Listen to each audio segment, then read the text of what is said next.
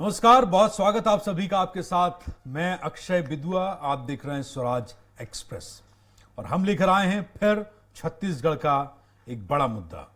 छत्तीसगढ़ में एक बार फिर से अब बेरोजगारी दर के आंकड़ों को लेकर सियासत तेज हो गई है, सियासत गर्मा गई है। Centre for monitoring India economy CMIE की ओर से जारी बेरोजगारी दर के आंकड़ों को लेकर सियासी बयानबाजी जोरों पर है। इसमें अब जुलाई के महीने में छत्तीसगढ़ की बेरोजगारी दर को 0.8% बताया गया है, जबकि पूरे देश की औसत बेरोजगारी दर को 6.9% बताया गया है। यानी कि रोजगार देने के मामले में देश की तुलना में छत्तीसगढ़ की स्थिति बेहतर है। कांग्रेस इसे भूपेश सरकार के अच्छे कामों का नतीजा बता रही है, तो भाजपा इन आंकड़ों पर सवाल उठा रही है। पूरी खबर देखिए। पिछले कई महीनों से छत्तीसगढ़ लगातार देश में सबसे कम बेरोजगारी दर वाले राज्यों का गौरव हासिल करता आया है। जुलाई महीने में भी राज्य की बेरोजगारी दर मात्र 0.8% रही। देश की औसत बेरोजगारी दर 6.9% दर्ज की गई। मई माह में छत्तीसगढ़ की बेरोजगारी दर 0.7% थी। देश की बेरोजगारी दर 7.1% दर्ज की गई थी। मार्च और अप्रैल माह में भी छत्तीसगढ़ की बेरोजगारी दर सबसे कम। देश में सबसे कम दर 0.6% रही। CMIE के नए आंकड़ों के अनुसार जुलाई माह में हरियाणा में 26.9%, जम्मू और कश्मीर में 20.2%, बिहार में 18.8% और गोवा में 13.7%, त्रिपुरा में 13%, दिल्ली में 8.9% और पंजाब में 7.7%, हिमाचल प्रदेश में 6.3%, उत्तर प्रदेश में 3.3%, गुजरात में 2.2%, मध्य प्रदेश में 2.0% बेरोजगारी दर्ज की गई। छत्तीसगढ़ में महज 0.8% रहा। वहीं कांग्रेस का दावा है कि प्रदेश में भूपेश सरकार रोजगार उपलब्ध कराने की दिशा में लगातार काम कर रही है। राजीव गांधी न्याय योजना, गोधन न्याय योजना, सुराजी गांव योजना, नरवा गरबा गुरबाबाड़ी योजना, राजीव गांधी ग्रामीण भूमिहीन किसान न्याय योजना, नई औद्योगिक नीति का निर्माण, वन कृषि उपजों के संग्रहण की बेहतर व्यवस्था, उपजों का स्थानीय स्तर पर प्रसंस्करण, वैल्यू एडिशन, ग्रामीण औद्योगिक पार्कों की स्थापना, लघु वन उपजों की संग्रहण दर में वृद्धि, 65 तरह के लघु वन उपजों की समर्थन मूल्य पर खरीदी, तेंदुपत्ता संग्रहण प्राथमिक दर में वृद्धि, मछली पालन, लाख उत्पादन को कृषि का दर्जा, परंपरागत शिल्पियों, बुनकरों और उद्यमियों को प्रोत्साहन, सीमाज की स्थापना जैसे अनेक कदम उठाए गए। कांग्रेस इसे भूपेश सरकार के अच्छे काम का नतीजा बता रही है।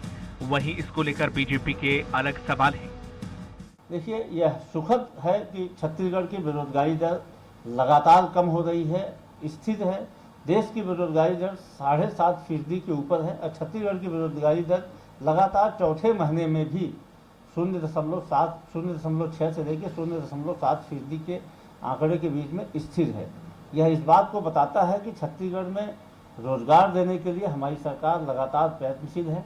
मुख्यमंत्री भूपेश बघेल के नेतृत्व में युवाओं को रोजगार देने के लिए, आम आदमी को रोजगार देने के लिए लगातार योजनाएं बनाई जा रही है। न सिर्फ योजनाएं बनाई जा रही है, उनका जमीनी स्तर पर, धरातल पर प्रभावी क्रियान्वयन किया जा रहा है। इसी कारण छत्तीसगढ़ की बेरोजगारी दर पूरे देश में सबसे कम है। यह छत्तीसगढ़ के लिए हर्ष का विषय है। देखिए, सरकार ने अपने तरीके से एक आईना दिखा रहा है। सरकार जो आंकड़े भेजेगी उसी के आधार पर होगा। आज यहाँ लाखों लोग बेरोजगार हैं, जो जिन बातों को लेकर कि इन्होंने सरकार बनाया था, बेरोजगारी भत्ता देंगे, हम रोजगार देंगे, लेकिन आज यहाँ पर ये सरकार मनरेगा में काम करने को रोजगार बता रही है, गोबर बीनने को रोजगार बता रही है। इस तरीके से इनका सोच है और कहीं न कहीं से यहाँ पर जो घटनाएं घट रही है, यहाँ पर हमारे जो बेरोजगार बंधु हैं आत्मदाह की कोशिश कर रहे हैं, आत्मदाह कर रहे हैं, पर ये सरकार उनकी बात नहीं सुन रही है। सरकार श्वेत पत्र जारी करे और आंकड़े जाहिर करे कि कितने कहते हैं बेरोजगारों को यहाँ पर उन्होंने रोजगार दिया है, कितने बेरोजगारों को नौकरी दिया है, पिछले 4 साल में उन्होंने कितनी पदस्थापना की है। बहरहाल बेरोजगारी दर के आंकड़ों को लेकर एक तरफ कांग्रेस इसे राज्य सरकार की सफलता बता रही है, तो वहीं दूसरी तरफ भाजपा आंकड़ों की विश्वसनीयता पर ही सवाल खड़े कर रही है। अब तो यह छत्तीसगढ़ के युवाओं को तय करना है कि CMIE के आंकड़े के मुताबिक यहाँ रोजगार उपलब्ध हो रहा है या विपक्ष के आरोपों के अनुरूप यह महज आंकड़ों की बाजीगरी है। स्वराज एक्सप्रेस के लिए रायपुर से दिलीप साहू की रिपोर्ट। आंकड़ों की बाजीगरी जैसे बीजेपी बता रही है और बीजेपी का यह कहना है कि गोबर बीनने को, मनरेगा को आप रोजगार मत बताइए, आपने छत्तीसगढ़ की जनता के लिए अलग से क्या किया आप ये बताइए। तो ये अपने आप में एक अलग तरीके की खबर है, क्योंकि इसमें श्रेय लूटने की कोशिश भी हो रही है, श्रेय लेने की कोशिश है। ये कांग्रेस के प्रवक्ता सुरेंद्र वर्मा चर्चा के लिए हमारे साथ जुड़ चुके हैं। बीजेपी की ओर से राजीव चक्रवर्ती हमारे साथ इस वक्त रायपुर स्टूडियो में मौजूद हैं और वरिष्ठ पत्रकार और अर्थशास्त्री डॉक्टर लखन चौधरी जी आप हमारे साथ हैं। आप सभी मेहमानों का बहुत बहुत स्वागत स्वराज एक्सप्रेस के स्टूडियो में।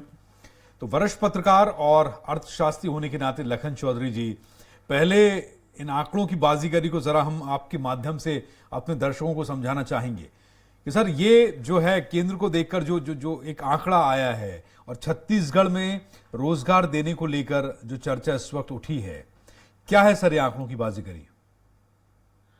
देखिए, ऐसा नहीं है कि आंकड़ों की बाजीगरी है, ऐसा नहीं कह सकते। देखिए, CMIE जो है एक प्रतिष्ठित संस्था है और केवल राष्ट्रीय ही नहीं बल्कि अंतर्राष्ट्रीय स्तर पर इस संस्था की साख है और हर महीने ये जो है तमाम तरह के केवल रोजगार या बेरोजगारी की ही बात नहीं, और भी कई प्रकार के GDP से लेकर अर्थव्यवस्था की जो संकेतक होते हैं, इंडिकेटर जो होते हैं, उनके आंकड़े जारी करती है संस्था जो है, और संस्था की अपनी विश्वसनीयता है।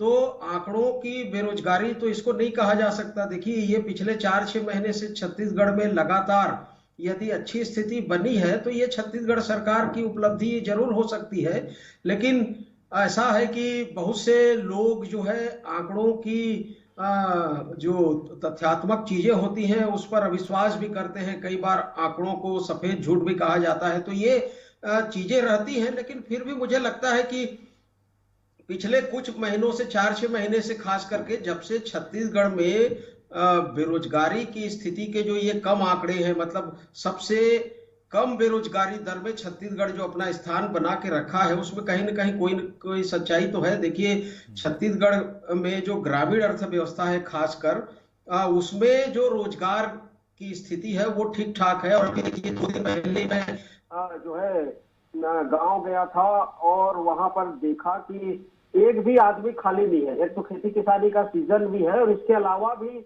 पिछले कुछ सालों से छत्तीसगढ़ में खास करके ग्रामीण क्षेत्र में कोई आदमी खाली इसलिए भी नहीं है कि मनरेगा ही एक महत्वपूर्ण मुद्दा नहीं है। देखिए, मनरेगा के अतिरिक्त भी खेती किसानी से जुड़ी बहुत से काम धंधे संचालित हैं और जैसा कि आपने ओपनिंग स्टेटमेंट में भी बताया था कि छत्तीसगढ़ में सरकार की बहुत सी योजनाएं जो है वो बेहतर तरीके से काम भी कर रही है, तो उसकी वजह से भी लोगों को काम मिल रहा है। ठीक है कि साल भर लगातार एक तरह का जैसा कि परमानेंट एम्प्लॉयमेंट होता है वैसा रोजगार नहीं मिलता, लेकिन फिर भी लोगों को अधिकांश दिन या दिन के अधिकांश घंटे जो है 5-7 घंटे तो काम मिल ही रहा है, तो इसलिए भी इस तरह के आंकड़े आ रहे हैं। ठीक है। तो मैं राजीव चक्रवर्ती जी विपक्ष के नेता हैं इस वक्त हमारी डिबेट में छत्तीसगढ़ में भी।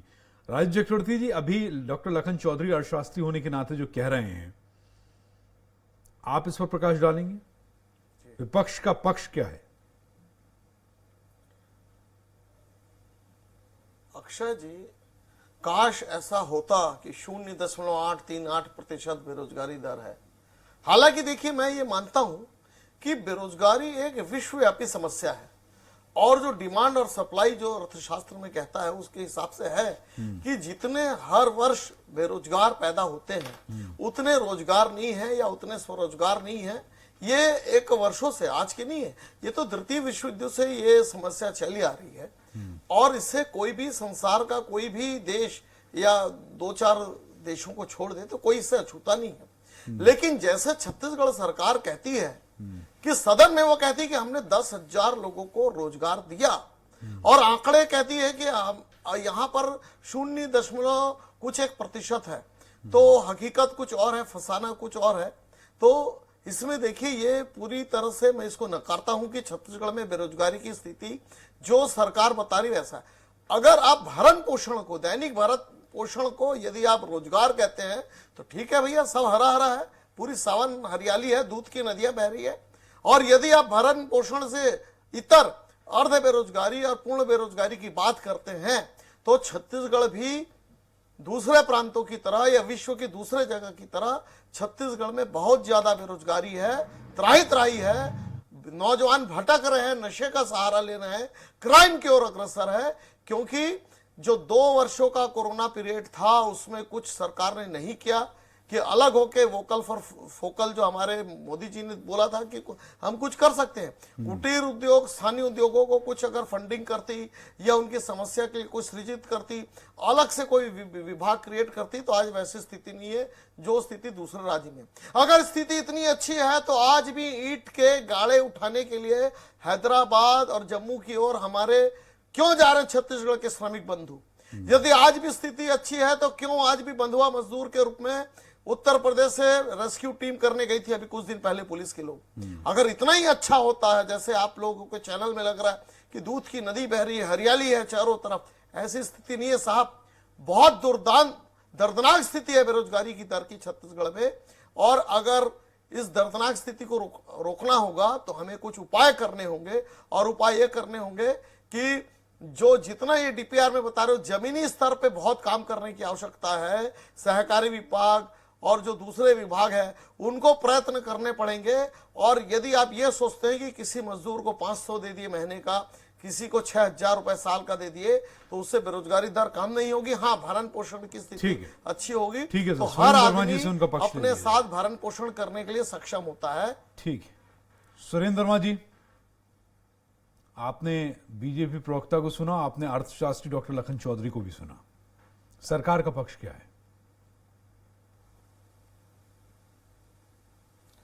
अक्षय जी, जो बदलाव 2018 के बाद से प्रदेश में हुआ है वो उसके गवाह जो है लखन चौधरी भी हैं, वरिष्ठ अर्थशास्त्री हैं। उन्होंने बहुत सही बात कही कि जो सीएमआई है वो अंतर्राष्ट्रीय स्तर पर उनकी मान्यता है, और वो पिछले 45 साल से बेरोजगारी को लेकर, अर्थव्यवस्था को लेकर आंकड़े जारी करती है। लेकिन भारतीय जनता पार्टी का ये चरित्र है, जो आंकड़े इनके फेवर में नहीं होते, ये हाल के आंकड़े आए हैं, इसमें सबसे ज्यादा बेरोजगारी दर के जो राज्य हैं वो टॉप 5 जो है वो भाजपा या भाजपा के साथ मिलकर चलने वाली सरकारें हैं। तो लगातार ये 15 साल वादा खिलाफी करते रहे। ये लेबर माइग्रेशन के बारे में ये कह रहे थे, 10 लाख से ऊपर लेबर हर साल जाते थे बाहर काम के लिए, आज वो संख्या आधे से कम हो गई है।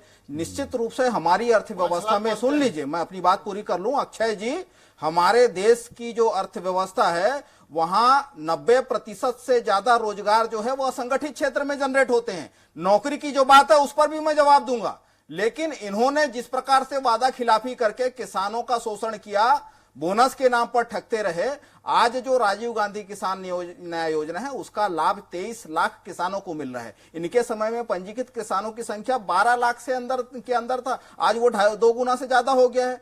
निश्चित रूप से गोधन न्याय योजना का लाभ गौपालकों को मिल रहा है। वनोपज संग्राहकों को जो 6 वनोपज खरीदे जाते थे आज 65 से ज्यादा वनोपज खरीदे जा रहे हैं। 17 रुपया महुआ का दाम हुआ करता था, आज 34 रुपए में खरीदी हो रही थी।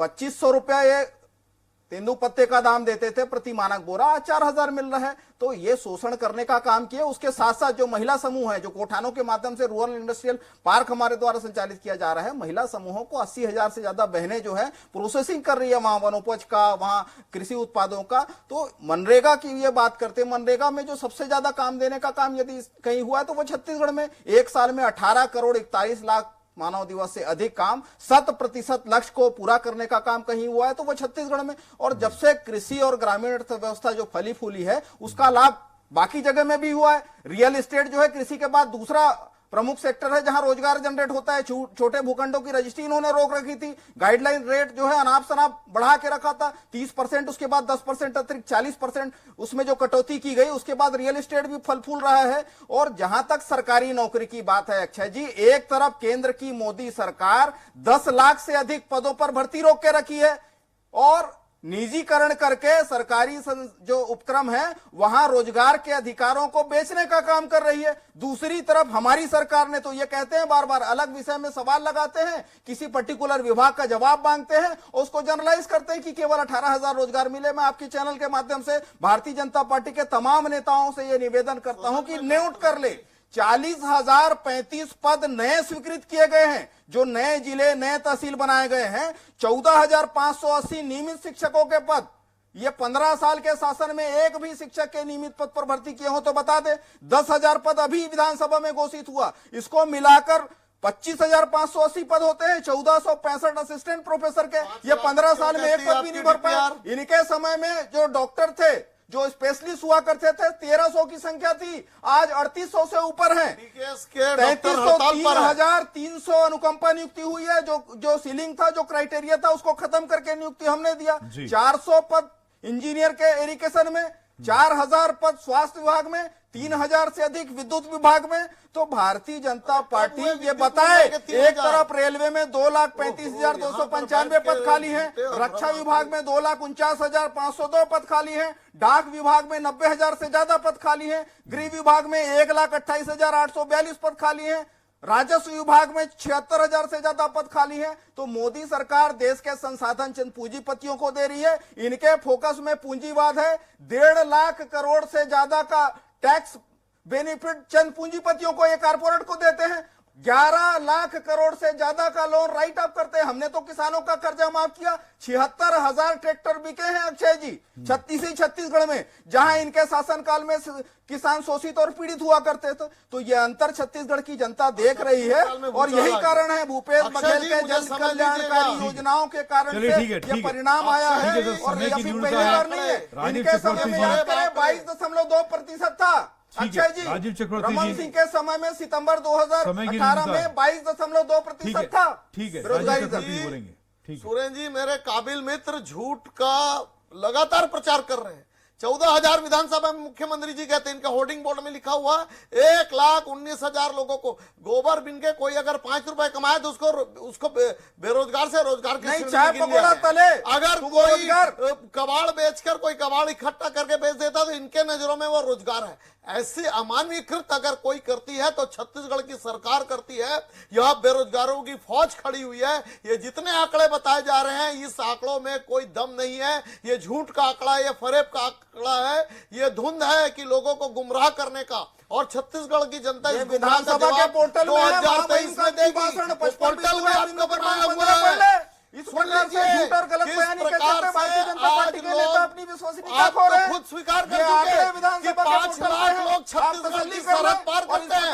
अगर इतनी अच्छी स्थिति होती सुरेन जी, बिंदु क्रमांक 15 पढ़ ले महामहिम के अभिभाषण में, बजट सत्र में। 5 लाख लोग ऐसे ही चले गए छत्तीसगढ़ अलग अलग स्थानों पर।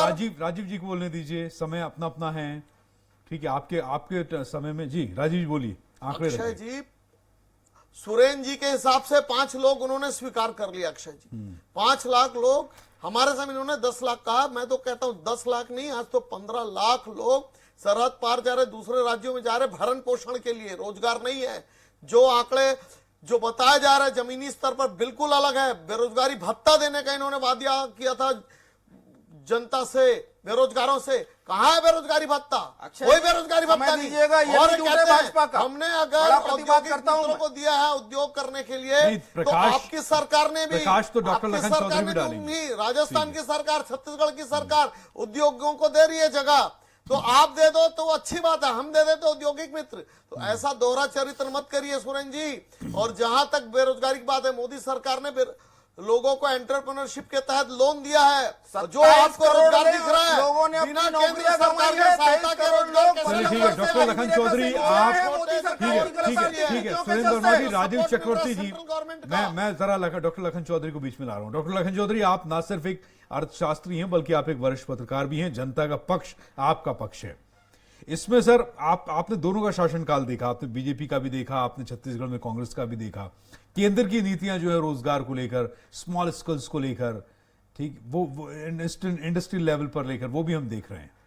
जी जी बिल्कुल, देखिए केंद्र सरकार की तुलना में छत्तीसगढ़ सरकार की जो नीतियां हैं, खास करके कोविड के बाद, देखिए कोविड कालखंड के बाद है छत्तीसगढ़ में सबसे अभी जो अक्षय जी जो बेरोजगारी दर सबसे कम छत्तीसगढ़ के 2-3 कारण है। एक तो पहला कि एक तो छोटा राज्य है, दूसरा कि छत्तीसगढ़ की जनसंख्या भी बहुत कम है, और कोविड कालखंड के बाद छत्तीसगढ़ में जो एग्रीकल्चर सेक्टर है उसमें खूब काम हुआ है और हो रहा है, और इसमें सरकार की नीतियों का भी बड़ा योगदान है। निश्चित रूप से देखिए, मैं सियासत के बाहर होकर बात करूंगा, और दोनों आज के हमारे प्रवक्ता साथी लोग बहुत तैयारी के साथ आए हैं और दोनों ने अपने अपने तरह से अपने पार्टी की अच्छी बातों को भी रखा है। दोनों का मैं अप्रिशिएट करता हूं कि दोनों की बातों में सच्चाई है कि राजीव जी ने भी स्वीकार किया कि जनसंख्या की वजह से बेरोजगारी एक ग्लोबल जो है प्रॉब्लम है, और सुरेंद्र वर्मा जी ने भी अपने सरकार की तमाम जो पक्ष है उनको भी रखा है। दोनों ने बहुत अच्छी बातें कही है कि यही मुख्य कारण है। देखिए हरियाणा भी एक छोटा राज्य है, लेकिन हरियाणा में एग्रीकल्चर उतना डेवलपमेंट नहीं है जितना हमारे छत्तीसगढ़ में हुआ है, और खास करके पिछले 2-3 साल में छत्तीसगढ़ में एग्रीकल्चर सेक्टर को जितना बूम मिला है सरकारी योजनाओं के माध्यम से, छूट और अनुदान और सब्सिडी के माध्यम से, तो इसलिए भी छत्तीसगढ़ की स्थिति बेहतर है। तो छत्तीसगढ़ में एक तो जनसंख्या कम है, छोटा राज्य है, और खेती किसानी को अच्छा बूम जो है सरकार की योजनाओं से मिला है, तो इसलिए भी बेरोजगारी कम है। देखिए मनरेगा की जब बात होती है तो मनरेगा तो ऐसा है नहीं कि केवल छत्तीसगढ़ में संचालित है, मनरेगा पूरे देश में संचालित है, और 2005 से मनरेगा संचालित है। तो मनरेगा को रोजगार, शुरू में मनरेगा को रोजगार के अंतर्गत गिना भी नहीं जाता था, यह भी एक विवाद था और कई सालों तक इस पर विवाद बना रहा, लेकिन अंततः अब अर्थशास्त्री भी और तमाम सरकारें भी और सभी बुद्धिजीवी वर्ग भी अब मानने लगे हैं कि मनरेगा को भी रोजगार के अंतर्गत गिना जाना चाहिए। तो इस वजह से भी बेरोजगारी की जो दर है वो छत्तीसगढ़ में कम है, और छत्तीसगढ़ सरकार की निश्चित रूप से इसमें योजनाओं का योगदान है, इसमें कहीं कोई दो राय नहीं है। थोड़ी सी शहरी क्षेत्रों में बेरोजगारी है, मैं कहूंगा कि शहरी क्षेत्रों में छत्तीसगढ़ में है बेरोजगारी। जहां तक बेरोजगारी भत्ता की बात जो कह रहे थे वो एक सियासी मुद्दा है, तो उस पर मैं कुछ नहीं कहूंगा, लेकिन छत्तीसगढ़ के शहरी क्षेत्रों में हम देखते हैं कि जो आंकड़े आ रहे हैं उससे थोड़ी सी अधिक बेरोजगारी है, और शहरी क्षेत्रों में स्थिति थोड़ी खराब है। तो मैं तो कहूंगा कि सरकार शहरी क्षेत्र की बेरोजगारी के लिए कुछ ध्यान दे, और ग्रामीण क्षेत्र में जैसे बेहतर स्थिति है उस तरह की कोई अच्छी योजनाएं लाकर शहरी क्षेत्र के लिए भी कोई अच्छी स्कीम लाए, जिससे शहरी क्षेत्र में बेरोजगारी दर और कम हो और राज्य का और विकास हो। ठीक है सुरेंद्र वर्मा जी, आपने अब तो अर्थशास्त्री को भी सुना। शहरी क्षेत्र जो हैं, ग्रामीण क्षेत्रों में रोजगार का प्रकार अलग है। छत्तीसगढ़ में शहरी क्षेत्र में, शहरी इलाके में आबादी रोजगार के ऊपर डिपेंड रहती है, ग्रामीण इलाके में कृषि है, तमाम रोजगार हैं। सरकार क्या उपलब्ध करा रही है? अक्षय जी, निश्चित रूप से वरिष्ठ अर्थशास्त्री लखन चौधरी जी के सलाह और सुझाव का पूरा सम्मान है, और भूपेश बघेल सरकार पहले दिन से ही इस दिशा में काम करना शुरू कर दी है। जो हमने नई औद्योगिक नीति बनाई है, भाजपा के आउटसोर्सिंग का जो चरित्र था उसको खत्म करने के लिए बनाई। जो हमारे यहाँ उद्योग हैं उसमें अकुशल श्रमिक 100%, 100% भर्ती स्थानीय लोगों की हो रही है। जो कुशल श्रमिक है उसमें 75% और मैनेजमेंट में भी 50% की अनिवार्यता, बाध्यता हमने की है। और जिस प्रकार से जो नीति और नियत का अंतर है, ये एमएसएमई की बात कर रहे थे, ये सरकारी आंकड़े केंद्र के कहते हैं कि 90% एमएसएमई 1 साल के भीतर बंद हो रहे हैं। 20 लाख करोड़ के जुमला पैकेज में किसी को कुछ नहीं मिला। 27 करोड़ लोगों ने, युवाओं ने अपनी नौकरी खोई है मोदी सरकार के गलत आर्थिक नीतियों के चलते, नोटबंदी और जीएसटी जैसे जबरदस्त लाए गए फैसलों से। 23 करोड़ लोग मध्यम वर्ग से गरीबी रेखा के नीचे धकेल दिए गए इनके गलत आर्थिक नीतियों के कारण से। ये छत्तीसगढ़ सरकार की बात कर रहे हैं, कोई एमओयू नहीं हुए। राजीव जी, मेरा निवेदन आप अपने समय में, अक्षय जी ऐसे बात नहीं होगी। ठीक है राजीव, ये बेरोजगारी भत्ता का की बात कर रहे हैं। बेरोजगारी भत्ता 2003 में भाजपा का वादा था, हमने ये घोषणा पत्र में निकाल बाहर किया गया, जो रोजगार कर रहे थे, झूठ बोलते हैं भाजपा के नेता। हमने रोजगार कर रहे थे, उनको निकाल बाहर किया गया। युवाओं को राजीव योजना के तहत जोड़कर 10 लाख बेरोजगार युवाओं को अभी 24,000 लोगों को अक्षय जी निकाल दिया गया है। 13,000 मंत्रालय के कर्मचारी, मेडिकल कॉलेज के पैरामेडिकल स्टाफ, जिनको ठीक है सुरेंद्र जिनको निकाल दिया गया है। राजीव जी प्रतिवर्ष दिया मैं जा रहा पूछ है लेता हूं, और ठीक ये है, बार बार झूठ बोलते हैं। सुरेंद्र वर्मा जी ये बार-बार 24,000 झूठ लोगों को बोलते हैं। निकाल दिया, बेरोजगारी राजीव जी कह रहे भत्ता हैं। सुरेंद्र वर्मा जी, राजीव चक्रवर्ती कह रहे हैं कि 24,000 लोगों को निकाल दिया गया है। किसको निकाले हैं? एक ये अरे पूरी क्या तरह कहते हैं से आप? झूठ है। भारतीय जनता संविदा पार्टी के द्वारा कर्मचारी अक्षय को जी नहीं फैलाने निकाले वाला भ्रम है। मैं आपके किसी की चैनल में नौकरी- चैलेंज किसी देता को हूं, नौकरी से नहीं निकाला सुरेंद्र गया है। जी, ये क्या ये बात भारतीय कहते जनता हैं? पार्टी नया मंत्रालय के गलत बात। कर्मचारियों को 40,000 ठीक है, doctor Lakhan Chaudhary, staff, doctor Lakhan Chaudhary, क्या इस बात में सच्चाई है? पैरामेडिकल स्टाफ को, doctor Lakhan computer Chaudhary, operator को, सबको निकाल बाहर कोविड किया। के समय भी तमाम विभागों में नियुक्ति ठीक है, हुई है ठीक है। नियमित पदों पर। ठीक है वर्मा जी, मैं तीसरे मेहमान है हमारे बीच से जवाब ले लूं। राजीव जी लखन जी से जवाब ले लूं। जी लखन चौधरी जी, क्या बोल रहे थे अक्षय जी, बताइए। ये मैं सुन नहीं 24,000 लोगों को निकाल दिया गया है संविदा के, बीजेपी प्रवक्ता कह रहे हैं। सुरेंद्र वर्मा जी इस बात का खंडन कर रहे हैं। देखिए, इसके कोई पूरी तरह से आधिकारिक नहीं है। पुष्टि मैं तो आपकी बात करता नहीं हूं, हुई अक्षय है। जी कंप्यूटर लेकिन और निगम और संविदा नहीं है। में कार्यरत कुछ लोगों के बारे में खबरें आई थी, लेकिन देखिए इसकी आधिकारिक पुष्टि अभी तक हमको सुनने को या जानने को नहीं मिली है, तो इसलिए मैं उस पर ऑथेंटिक रूप से कुछ नहीं कह पाऊंगा। लेकिन ये है कि अभी पिछले कुछ समय से सरकार के नीतियों से सरकारी जो कर्मचारी हैं और संविदा जो कर्मचारी हैं वो नाराज है। अभी बाबा प्रकरण भी आया था, तो उसमें भी इसी तरह के कुछ मुद्दे थे संविदा कर्मचारियों के मुद्दे पर, जिनका जो है बाबा प्रकरण से जिसको जोड़ा गया था, और उसको लेकर भी कुछ नाराजगी देखने को मिली थी। अभी 5 लाख जो सरकारी कर्मचारी थे, डीए और एचआरए की मांग को लेकर भी थोड़ी सी नाराजगी है। तो मैं तो सुरेंद्र वर्मा जी के माध्यम से चाहूंगा कि सरकार इस मुद्दे को थोड़ा सा गंभीरता से ले, और कर्मचारियों का, चाहे वो संविदा कर्मचारियों को नियमित करने का मामला था, देखिए अगले साल चुनाव है 2023 सर, समय की न्यूनता है। तो समय जी की बिल्कुल न्यूनता इस पर जो है थोड़ा ध्यान दे। ठीक है सर, बहुत बहुत शुक्रिया सुरेंद्र वर्मा जी, डॉक्टर लखन चौधरी, राजीव चक्रवर्ती जी, अपना कीमती समय स्वराज एक्सप्रेस को देने के लिए धन्यवाद। और इसी के साथ हमारी इस पेशकश में इतना ही। वक्त एक ब्रेक का, खबरें जारी हैं। नमस्कार।